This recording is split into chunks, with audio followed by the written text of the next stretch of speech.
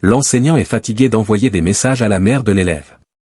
Fâché contre lui, il hausse le ton et menace de l'expulser de la classe. Le lendemain, il n'est pas venu à l'école avec sa maman. Miguel a couru jusqu'au cimetière et a pleuré de rage. Ses camarades de classe se sont moqués de son apparence, car il allait à l'école sale et avec un pantalon déchiré. Ce garçon n'avait que 8 ans. On n'aurait pas hésité à laver ses vêtements, mais il n'y avait ni savon, ni déterge dans la maison, ni eau. Mais comment cet enfant a-t-il pu avoir une vie? Où était sa mère? Sa mère s'appelait Maria lorsqu'il n'avait que 8 ans.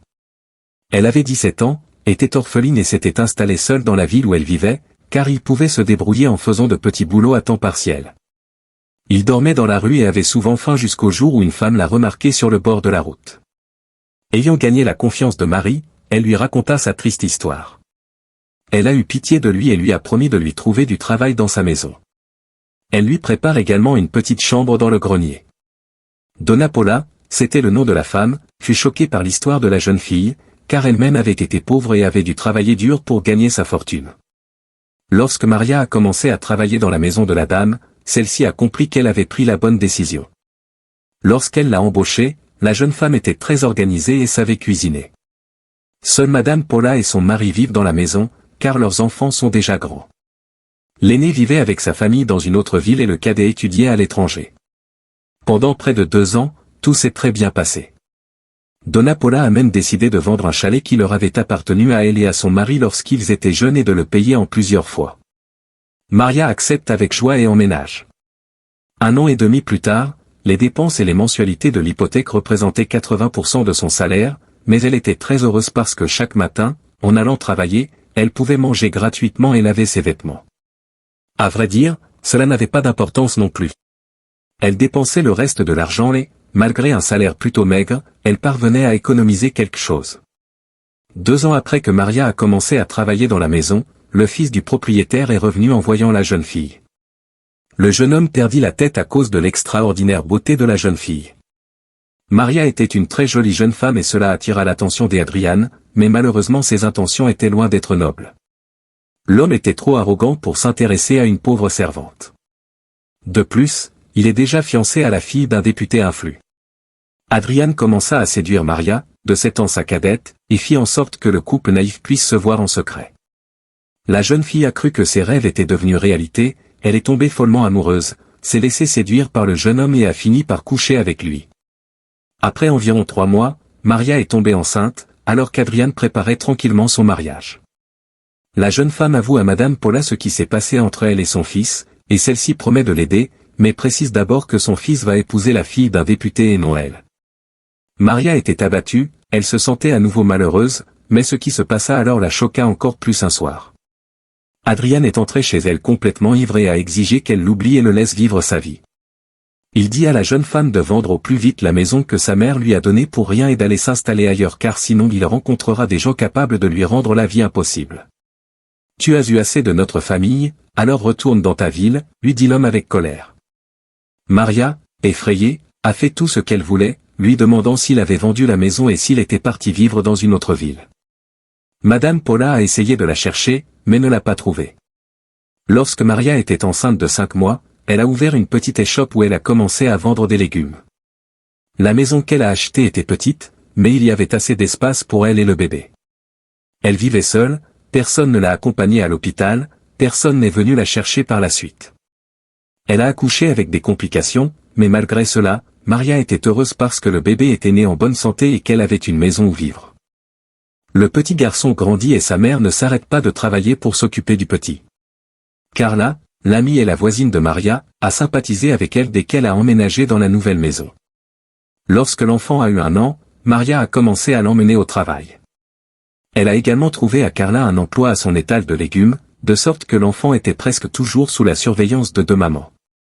Quelques mois plus tard, le petit ami de Carla, qui travaillait dans une banque locale, a rendu visite à Maria et c'est lui qui lui a conseillé d'ouvrir un compte d'épargne pour garantir l'avenir de son fils, une idée qu'elle a trouvée géniale. Maria a commencé à économiser de l'argent et a pris ce qu'elle a donné au petit ami de Carla pour le placer sur un compte bancaire. À l'âge de 6 ans, le petit Miguel a commencé à fréquenter une école publique. C'était très cher, mais Maria a fait tout ce qui était en son pouvoir pour offrir à son fils la meilleure éducation possible. Son commerce est très prospère et elle possède plusieurs points de vente dans la ville.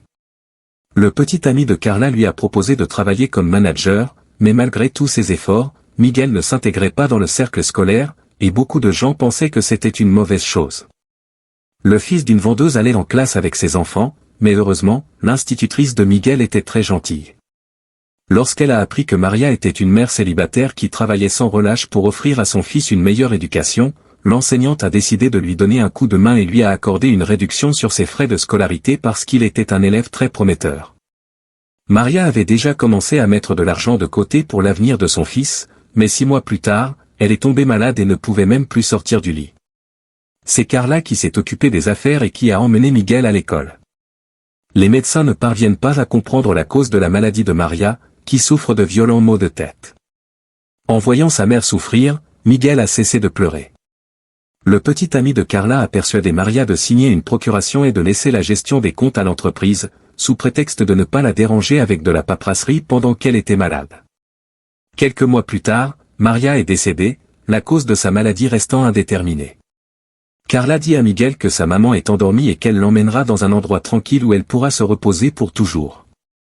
Le lendemain, à l'enterrement, l'enfant a pleuré de façon incontrôlée, mais sa nounou et son petit ami lui ont dit qu'il n'avait pas à être triste parce que sa mère avait seulement dormi. Une semaine plus tard, le garçon s'est réveillé seul à la maison. Carla était introuvable. Elle avait disparu en emportant presque tout avec elle. La seule chambre qui avait gardé des choses intactes était celle de Miguel. Dans la cuisine, un repas attendait le garçon. « Cher Miguel, j'ai dû partir un mois dans une autre ville pour tes affaires. Maman, ne m'en veux pas, je reviens bientôt et ne dis à personne que tu vis seul, car il t'emmènerait à l'orphelinat. » Après avoir lu ce mot, Miguel se sentit plus calme, mais ses espoirs commencèrent à s'évanouir lorsque, au bout d'un mois, personne ne se présenta. Comme il n'avait plus personne pour l'emmener à l'école, il a commencé à arriver en retard, ce qui a irrité sa maîtresse. Elle s'inquiète pour lui et découvre que l'élève ne répond pas à ses attentes. Peu après, elle s'est aperçue que Miguel sentait mauvais et lui a donné un mot pour sa mère, lui demandant de le laver. Miguel a continué à bien étudier, mais un jour, l'enseignante a semblé distraite et, devant tout le monde, l'a grondé parce qu'il n'était pas prudent et qu'il allait à l'école sale. Ce qu'elle ne savait pas, c'est que l'électricité et l'eau avaient été coupées chez Miguel parce qu'il n'avait pas l'argent nécessaire pour payer les charges et qu'il allait chercher de l'eau dans les jardins voisins et cherchait de la nourriture dans les poubelles. Le professeur laissait des notes dans le journal de l'enfant, auxquelles la mère ne répondait jamais, ce qui rendait le professeur encore plus furieux. Lorsque l'école a organisé une exposition de travaux scolaires, Miguel n'a pas pu présenter son projet parce qu'il n'avait pas d'argent pour acheter le matériel nécessaire.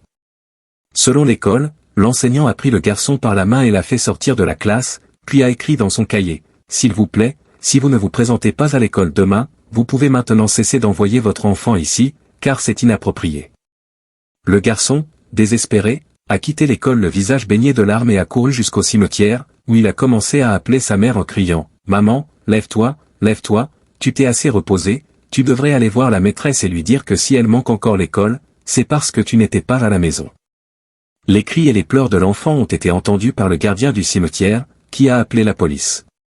Dès que l'institutrice a eu vent de l'incident, elle s'est rendue au poste de police pour voir l'enfant et s'est agenouillée devant lui pour lui demander pardon. Le pauvre Miguel se tenait devant elle et n'arrêtait pas de pleurer en réalisant que sa mère ne reviendrait jamais. Des journalistes ont découvert l'histoire de Miguel et ont fait un rapport. La police a ouvert une enquête et Carla et son fiancé ont été accusés d'avoir volé l'argent et les affaires de Maria. En outre, la police a découvert que la pauvre femme avait été empoisonnée volontairement et que sa mort n'était pas accidentelle. Le couple criminel a donc été condamné à une lourde peine. Le destin de Miguel a été rapidement déterminé après ce qui s'est passé. L'institutrice de Miguel a décidé d'adopter l'enfant et de lui donner tout l'amour et l'affection qui lui manquaient après la mort de sa mère.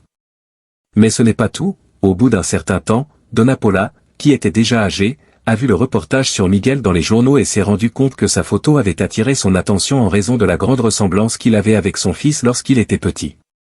Elle rendit visite à Miguel et il ne fit aucun doute que l'enfant était sa petite fille. Malgré cela, Miguel a continué à vivre avec sa mère adoptive et sa grand-mère s'est occupée de son avenir pour qu'il ne manque de rien. Le père de Miguel, Adrian, n'a jamais voulu entrer en contact avec son fils, mais Madame Paula s'en moquait, car elle était depuis longtemps déçue par son fils et voulait tout faire pour que Miguel grandisse en tant que personne différente.